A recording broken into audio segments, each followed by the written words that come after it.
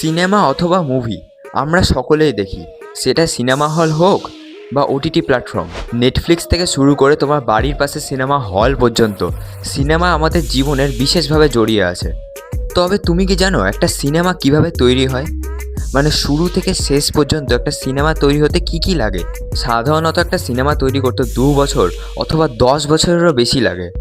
Recently কিছু বছর আগে বলিউডের একটি সিনেমা বেরিয়েছিল যার নাম ছিল টুম্বাড। তুমি যদি সিনেমাটাকে লক্ষ্য করে দেখো তো তুমি সিনেমাটাতে বেশিরভাগ অংশেই বৃষ্টি দেখতে পাবে। তবে তুমি জেনে অবাক হবে এই সিনেমাটা গোটাটায় বৃষ্টিতে শ্যুট হয়েছে এবং সত্যিকারের বৃষ্টিতে শ্যুট হয়েছে।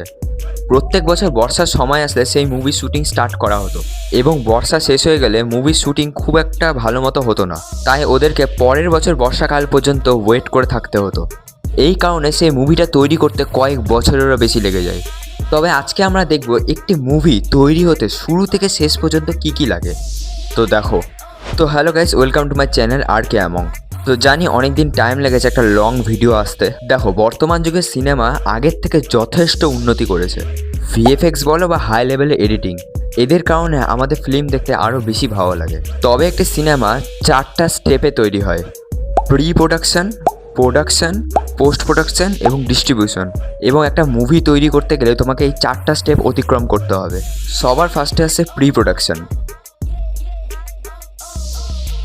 এই প্রি প্রোডাকশনের মধ্যে মুভির অন্যতম জিনিসগুলো থাকে, লাইক মুভির স্ক্রিপ্টিং, লোকেশন ঠিক করা, কাস্ট ঠিক করা, প্রত্যেকটা ক্যারেক্টারের লুক ঠিক করা এবং মুভির নাম্বার 1 জিনিস, মুভির বাজেট ঠিক করা। দেখো, একটা ফিল্ম বানাতে গেলে পরে স্ক্রিপ্টিং তো সবার আগে জরুরি এবং এই স্ক্রিপ্টের মাধ্যমে প্রত্যেকটা ক্যারেক্টারের ডায়লগ, প্রত্যেকটা সিনসকে রিপ্রেজেন্ট করা হয়। দেখো, একটা ফিল্ম তৈরি করতে গেলে সবার ফার্স্ট তোমার যেটা লাগে সেটা হচ্ছে আইডিয়া। ফর এক্সাম্পল আমি যদি তোমাদেরকে দিই, আমাদের মোস্ট ফেভারিট মুভি, মানে যেটা প্রচণ্ড ট্রেন্ডিংয়ে ছিল, সেটা হচ্ছে পুষ্পা।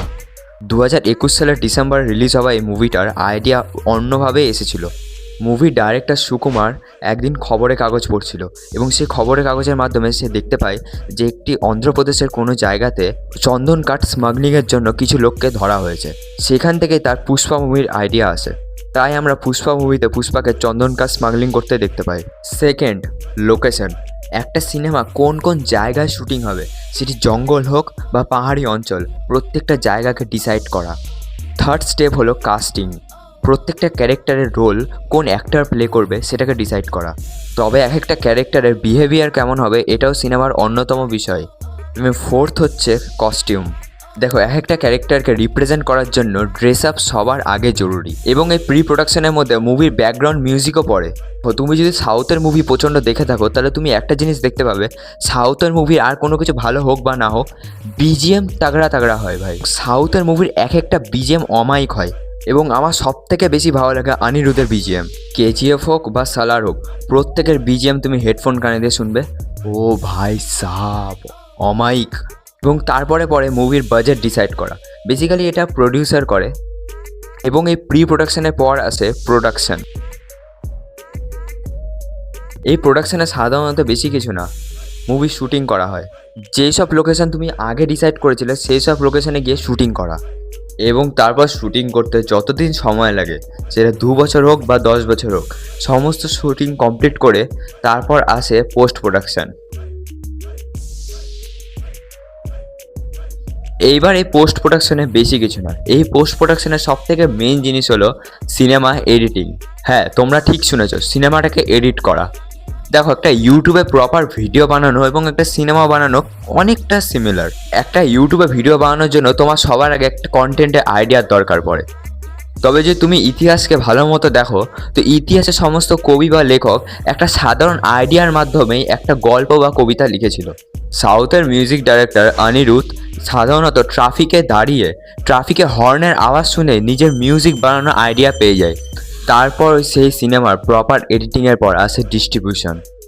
এই ডিস্ট্রিবিউশনই সেই জায়গা যখন সিনেমাটা রিলিজ বা সিনেমাটা অ্যানাউন্সমেন্ট করা হয়। সেই সিনেমাটা প্রপার টিজার ট্রেলার ছেড়ে আমাদের আশেপাশের সিনেমা হলে সিনেমাটা রিলিজ হয়। তারপর সেই সিনেমাটার কালেকশন হিসাবে সেই সিনেমাটা হিট এবং ফ্লপ ডিসাইড করা হয় এবং এইভাবে একটা সিনেমা তৈরি হয়। তবে এটা বেশিরভাগ ডিসাইড করা হয় সিনেমাটার উপর নির্ভরশীল এবং সিনেমাটা কতটা কী ব্যবহৃত করা হয়েছে। 2019 না 20তে রিলিজ হওয়া একটা মুভি ছিল যার নাম ছিল সাহো। সেই সাহো মুভির একটা ফাইট সিনের জন্য পুরো 90 কোটি টাকা খরচা হয়েছে এবং সেই 90 কোটি থেকে দুগুণা খরচা হয়েছে অ্যাভেঞ্জার মুভির ফাইট সিন শ্যুট করতে। তাই সেটা প্রপার ডিসাইড করা হয় সিনেমার উপর নির্ভর করে। তো ব্যাস, আজ এ পর্যন্ত। ভিডিওটা যদি তোমাদের ভালো লেগে থাকে তাহলে একটা লাইক করে দিও। এখন আমি বেশিরভাগ ফ্যাক্টসের শর্টস ছাড়ছি এবং শর্টসের মাধ্যমে আমি চাইছি এখন ব্রড ভিডিও ছাড়তে। তো প্রপার কন্টেন্ট পাচ্ছিলাম না, সেই জন্য বানাচ্ছিলাম না।